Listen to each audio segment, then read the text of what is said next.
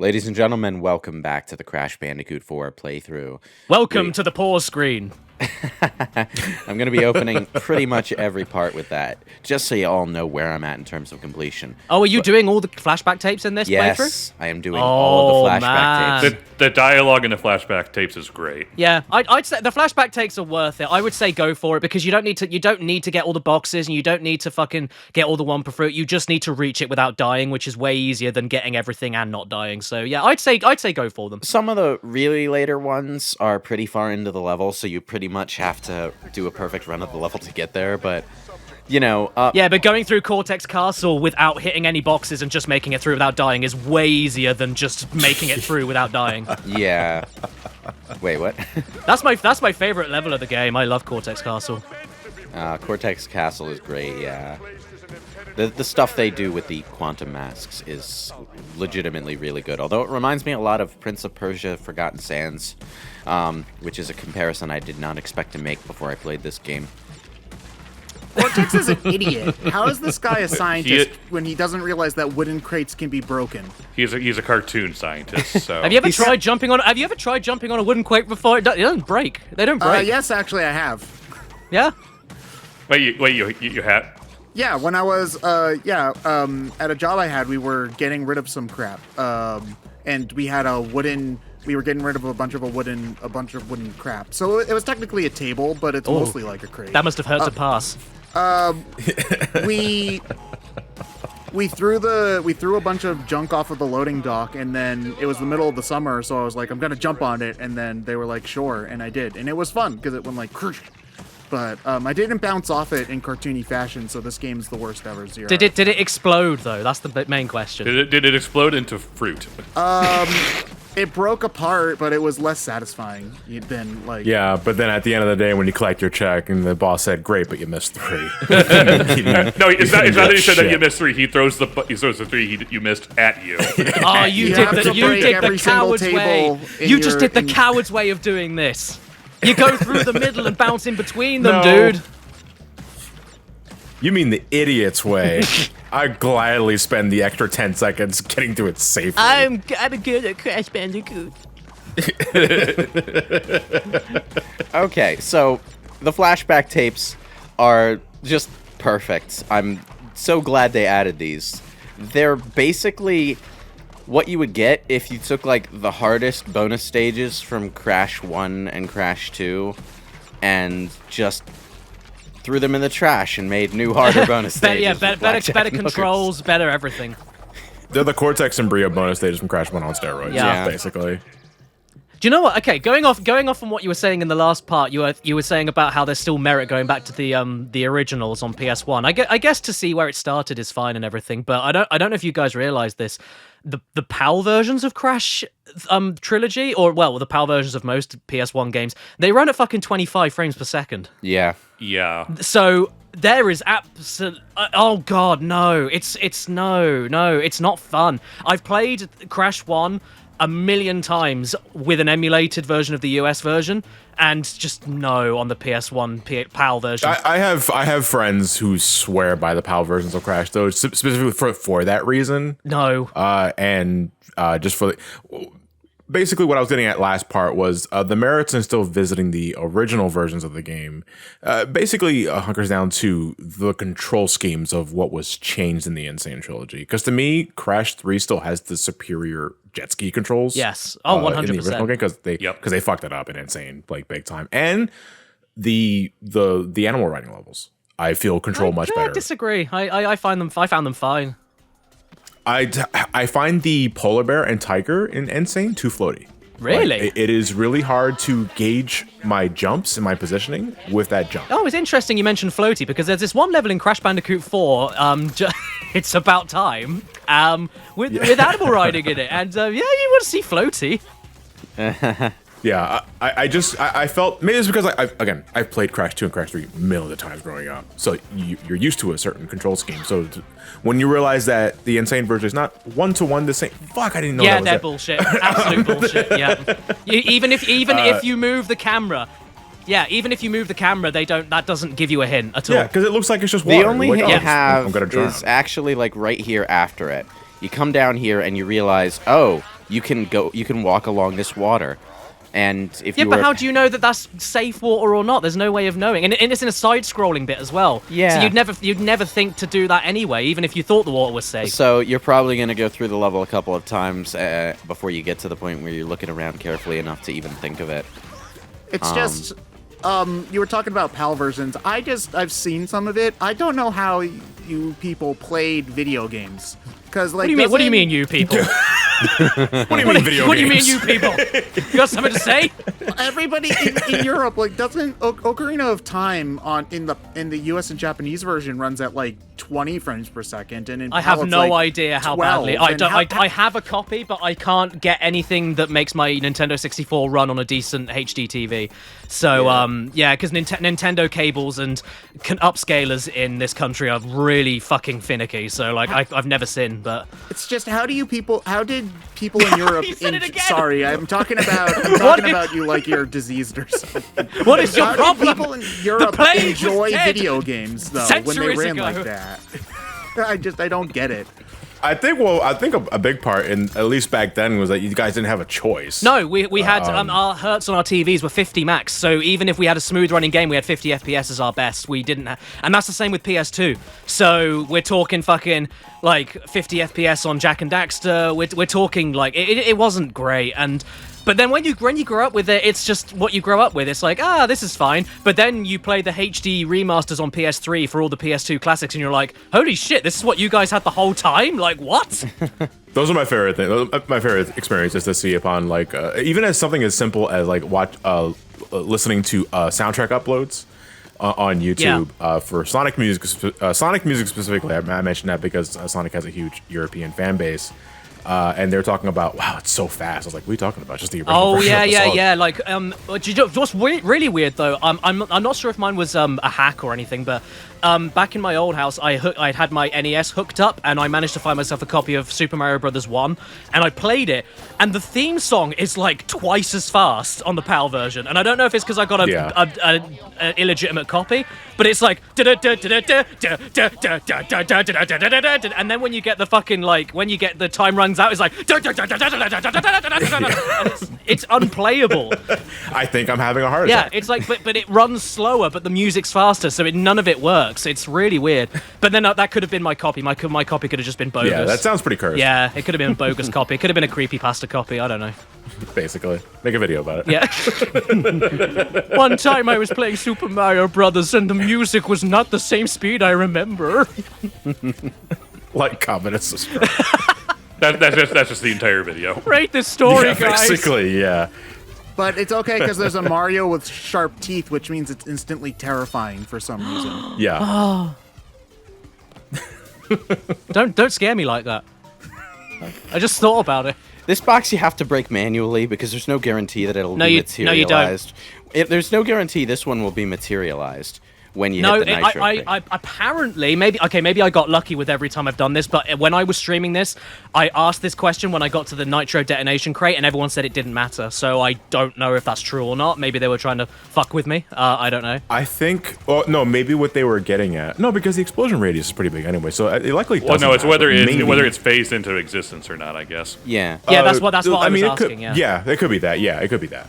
Or you could do it the proper pro way and like have it so that you blow the nitro crate off by jumping on top of it when it's already in the midair of being bouncing. You could try to do it that way. No, How no. consistently can a speedrunner pull that off? Oh, by the I way, reckon. I've don't never know. screwed that up before, but of course I screw it up for the first time ever while I'm recording. Recording curse. Yeah, we I thought believe that you. you insta-died if you got hit by a nitro. Why I did had you a just mask. wait? Why did you No. just why did you suicide yourself just Because I can't get up to the other stuff. then? Wait, you can't? I thought you could slide jump. I from blew the... up. I blew up the crate I need to bounce up there. Oh, sorry. Yeah, I see. Ted, yeah, normally nitro crates are one-hit kills, but on the really rare instances, and I think this was probably true in the original game as well, you can bounce off of it for a frame and be safe. I've never had that happen to me in the originals. I've seen it. Yeah, because it is something I see happen more often here. In Crash It's 4 than happened I to have in me Crash 2. once or twice on the PlayStation 1 games. It's a freak occurrence then, like, not something that I think that can be manipulated because, it is something that can happen more. It's happened in my 80 hours 4 times. Good God! And luckily I recorded 2 or 3 of them, so one of them I didn't get, but it's you feel like a god when it happens. So I guess it's a nice little reward, like one extra frame of kindness for 80 hours of hell. One extra frame is fine. What you should do at that point is combine 2 memes and have Crash with sunglasses and a long black trench coat and have him just go, whoa. So I just have to wonder, how many gigabytes of footage is 80 hours of Crash for? Oh god, I wish I remembered. It was with the bitrate I record at, it filled up one of my 1 terabyte hard drives, and then I think it nearly filled up the external hard drive built into my PC I use for editing. So we're talking nearly 2 terabytes, I'm pretty sure. I'd imagine so. Jesus Christ. Yeah. Again, it's kind of weird that we brought Metal Gear Solid 5 twice in the Crash 4 commentary, but that took up an entire one. Can I also mention that this is the best chase scene in any Crash game fucking ever? This is so good. I loved this. And it's a reference to Wrath of Cortex. Yeah, but it controls way differently. And I've never had a problem with the ball rolling in Wrath of Cortex because it's like Sonic 1 and getting the momentum building. I like that. But like this is just another level. This is so good. I like the vibrations and the rollerball levels in Wrath of Cortex. Yeah, Wrath of Cortex is fun ball levels. Yeah, I didn't play it on the. Oh, okay, no, that's a lie. I did play it on the PS2 for like a day. Half of that day was loading. I know. Yeah. All right, so this is a really fucking obscure like color gem here because I don't. Nah, I think this is fine because there's a nitro crate there that means nothing.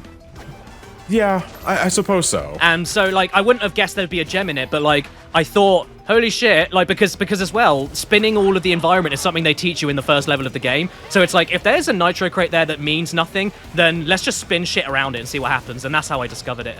So, yeah, that's is this also is this the first Crash game to, like, make it so that it doesn't matter if you don't get the boxes because the thing behind you will break the boxes that's in every game. Every game does that, I'm pretty sure.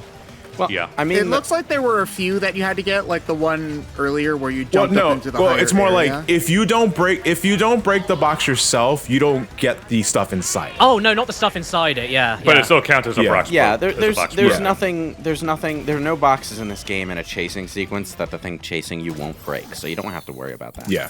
Okay, we could have just cut you off there. We could have said there are no boxes in this game, and everyone was happy. So just should have cut it off there. I couldn't think of a gift to get you this year, so I got you this box. That's what I got you. Speaking of obscure secrets, though, like the color gems in this game aren't halfway as obscure as the color gems in Crash 2. Because, like, in Crash 2, the green gem was behind a wall you had to literally clip through.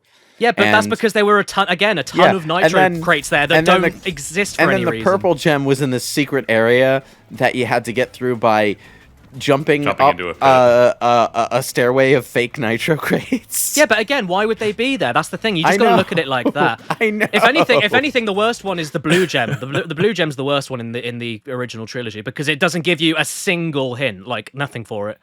It does if you approach the level in a specific way. Like apparently, and I can only go off what people tell me. If you've already completed that level, you got the crystal and the box gem, and you decided to play the level again for whatever reason, the final area where you get the gem will show the blue gem relic, the blue gem like silhouette. Oh, will it? And it will say 0 out of the boxes that you. So many boxes out of 0. Yeah. Yeah, basically. So, and that is the only hint you get, and but even then, that's still pretty obscure. Well, and also that you can see there's a blue gem on the level warp room. Yeah, that too. It's something you'll go back and do, so it's not that hard. In this game, like apart from the yellow gem, which is just sitting around to like as the last color gem to tell you, hey, you haven't been getting the color gems, asshole. Go back and get them. Yeah, it literally goes, here's a cutscene. Did you miss it? It's like it's really insulting, actually. The other 3 color gems, though, apart from the green gem we just got, which I don't think has this, the other 2 gems have something scribbled on a wall somewhere to go. The green gem doesn't have that. No, the green gem doesn't have that. No, I think it does. I think at the beginning of the stage. Oh, really? In the side-scrolling area, there is a scribbling on the wall. Oh, Yeah. interesting. Thank you, cavemen. I think every yeah, I know, seriously. Who is this gracious caveman that keeps giving me it? I think every color gem has a hint like that. You just got to have a keen eye for Well, it. apart from the yellow gem, which is just there when you start the Yeah. That's just there. Yeah, the yellow gem is basically, hey, dumbass. And that's it. Like, that's all it's it the is. it's the last one too, so you're like, there are color gems in this game. They actually exist. Okay. I was wondering about that. But weirdly, only 4. Yeah, it's odd. Yeah, that they was left weird. out the purple gem. Wonder why. A little line, because that explains why there's no nitros in Crash 1. Yeah, that's another thing that the flashback tapes do. They explain like where the stuff that debuted in Crash 2 came from and why it wasn't there in Crash 1, including Coco herself. Apparently, while Crash was running around trying to save Tawna from Cortex, who always managed to get her before he did, if we're going by Insane Trilogy, Coco is just going through the story mode of Portal 2, I guess. Yeah, you know what, Coco, you know what? Until this game, it wasn't something that I really thought about because you know, you play the first game and you know that Crash was a failed experiment. And then the second game, he has a sister, but you never really thought, wait, so was Coco also an experiment? Okay, so of sorry to Cortex? interrupt. I just have to mention a quick little story right here. So these boxes here, right? Those ones up there. when I streamed this game and I was streaming the flashback tapes, I got to this bit and I got to that bit and I saw, oh, there's some arrow crates on top of the body slam crates. Why are they there? Oh, there must be something above the nitro crates that the bouncy crates bounce you into. So I spent a good, 5 minutes trying to bounce my way up Around and them, around yeah. the nitro crates. And you know the funny Oh thing my God. is that I think I fucking did it. I You can't did, remember. yeah, I remember. I did. Yeah. Oh, you watched it. Oh, cool. Yeah, So I was yeah, like- I fucking did it, and then then I took 5 steps to the left and saw the switch, and I screamed. That was good times. Me and Crash 4, we have some good memories. Oh, nothing but positive memories. What were you saying earlier, though, about Coco? Yeah, sorry, yeah. It was just back in the day of like mascot platformers where you just didn't really question things. It was Yeah. just, oh, there's a new character now. Okay. But I whatever. think at some point we all did ask ourselves, like, wait, where did Tawna go, and why wasn't Coco around back then? Huh. Well, it's more like it doesn't really matter. It doesn't also really matter. It's just a question that's going to pop into your head at some point. Well, it was even weirder for me because, like, I started with 3, and then I went to 2, and then I went to 1. So then when I got to 1 when I was a kid, I went, holy shit, Coco's got tits, what? Like, I didn't know who it was. I thought she grew legs and tits, and that was that. Like, no explanation given. I don't think they actually say Tawna's name in the game itself. I don't think they do, no. Also, this boss is fucking amazing. It's Oh fuck, I love fucking Guitar Hero. the coolest thing is that the energy discs that you have to dodge around come in rhythm with the music, so it's like you're platforming around a rhythm game. And this, Yeah, and that's this why I is call like it boss Guitar Hero. 1. Like, it's not too difficult, but it's the hardest boss 1 in Crash, and it's really, really fucking good. You have to stop and wait like this every time if you want to hear his full voice dialogue, by the way, because if you don't, I was about to ask why were you doing that? Yeah, you're being much gracious than I ever was. call it a taunt. So Taunta. jump the green ones, slide under the red ones. Aside from then, that's where you don't do that. Do as I say, not as I do. Although the boss is technically harder, they are generous with boss checkpoints in this game. Do you know what? I wish they didn't do that. I wish they didn't do that because I think the energy of the fights is completely lost when you're on a roll and then you're at like the final hit point and you die and then you're like, oh wait, I've only got to hit him one more time again.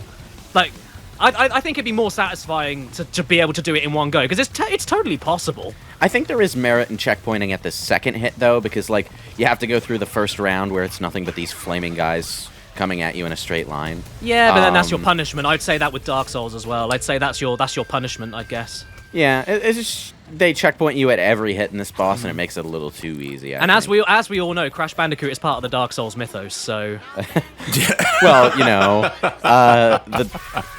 when this game first came out, and I realized how much more difficult it is than classic Crash actually was, my first thought was, oh, you thought Insane Trilogy was Dark Souls, huh? Oh yeah, that's what I said in the stream. I was like, somebody asked me. They said in the stream chat, I think they sent me some bits, and they said, oh, so I'm struggling with the Insane Trilogy, just playing it normally. Do you recommend this? And I'm like, fuck no, no. If you think the Insane Trilogy's hard, then you're gonna like shit out your own head. Like, don't even bother. This is easily the most difficult Crash game, even casually or easily 100%. But like casually speaking, too, yeah. It's It doesn't fuck around. But I like that. I like that it doesn't fuck around. Well, Yeah. at the end of the day, Crash Bandicoot platforming is basic A to B, obstacle course platforming. There isn't really that much of a way that you can advance the formula of Crash without really exploring what makes it challenging and trying to expand upon that. Because, platforming is jumping over shit. Yeah. But that's why it's so disappointing that the completionist shit is so overdone, because it's like breaking the boxes, and how the boxes are built into the level design is what makes, especially the original trilogy, way more satisfying and way more challenging. But if you're just doing it like fucking platform to platform, it's really, really boring. So it's like, the box breaking is what makes Crash, in my opinion, anyway. Well, that's where the platinum relics are supposed to come in, right? Like the speed runs, because if you want to like really focus on just the getting from A to B, that's where the speed of trying to do it as fast as possible can kind of fill in that gap. But apparently trying to go for the best times is annoying because you have to I would argue though that in Crash 4 feels lesser because of the lack of power-ups. Like there is an admiration and appeal to Crash 4's no-nonsense design, where it's like no gimmicks, nothing overly different than what you might experience from other Crash games. It's just A to B, but there's no double. I mean, there's double jump, but you don't have the detonator spin. There's no crash dash, and I feel that element, that the lack of that element, doesn't make it as fun as before. But John, there's the triple spin in this game, which is like it's way better than the super spin. I think you just made that up. I think you just made that up. Wait, are you being serious? Do you think I made that up? No. On the subject of spinning, although it doesn't give you the hover that Akano there will, you can just mash the spin button rapidly and continue spinning without stopping. So that is a thing that you can indeed do.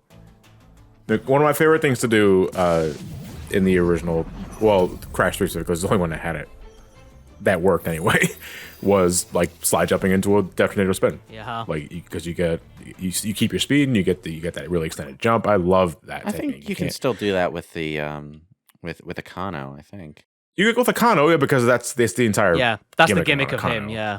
But you can't just do it on a whim whenever you want to. You can't do it on a it's whim. not a Yeah, reward exactly. for beating a boss or anything like that. It's just basically, I get you. yeah.